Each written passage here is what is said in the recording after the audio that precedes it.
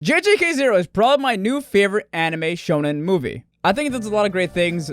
Animation, music, character writing, all fantastic. It does fall flat for me on a particular detail that I also have a problem with the manga, but we'll get into that later on. First off, let's talk about the animation in this movie is just mwah, chef's kiss. It's wonderful.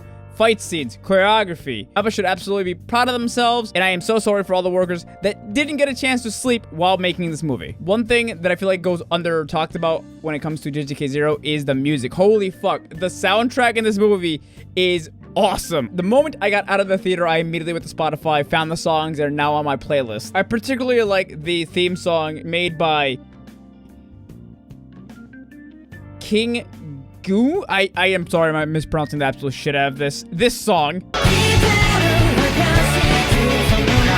I just really like that song. It's fucking great. I also really like one big thing about JJK Zero and what it does with the characters. If you go from JJK the anime and goes directly into JJK Zero, you know these characters that are being shown on screen, except in the movie, they're being shown in a different light. Maki is a little more grumpy than she was in the anime, and you can see more of her perspective on being mistreated because she has no cursed energy. You actually get a little more into Inimaki's character because of all the way they animate his body language and all the stuff with the character. I think that Inumaki is a character that I would love to see get more screen time in the actual manga and in the anime, and seeing him get a little more stuff to do in the movie is actually really nice to see. And I think the movie does a really good job of like emphasizing his kindness and his character in this movie. I don't know why I like Inumaki so much. I just like his little gimmick of like saying salmon and other sandwich ingredients. I don't know, it's just maybe just me. Panda in this movie is Panda. Like he's more comedic relief than anything else, but he does get a really good moment in gorilla mode that I really like. Gojo as a character gets a few small moments in this movie to show more of his character.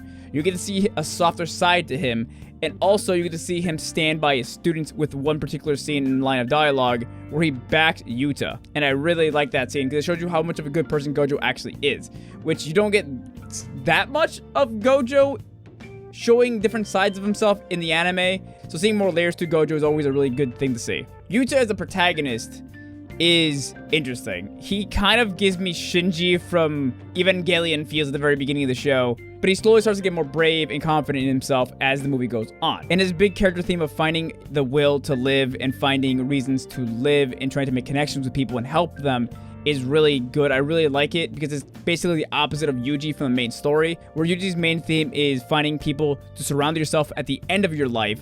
Yuta is about having people around you and having a reason to live your life and having a good life. And the relationship between Rika and Yuta is always come off as very uncomfortable to me.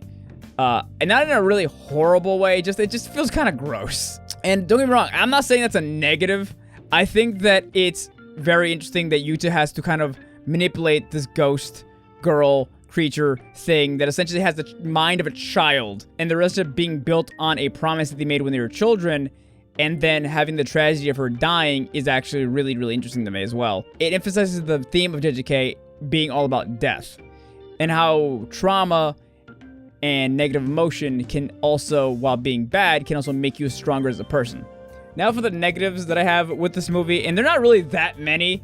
My only real big negative is that I feel like the pacing of the movie, it's a little all over the place. There is random time skips throughout the movie, and yes, it's the same problem I have with the manga in JJK Zero, that there's just random time skips where you go from like summer, spring, winter, and this is to help speed up Yuta's like development, his like power growth, because by the end of the movie, Yuta's fighting with some of the top tiers in the verse, and he's very scary strong.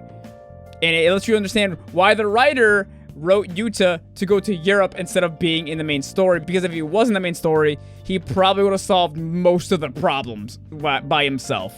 Overall, I really, really enjoyed my time with JJK Zero. I highly recommend you guys go watch it if you haven't. Or you can just wait until Crunchyroll puts it on their website, which shouldn't be too much longer.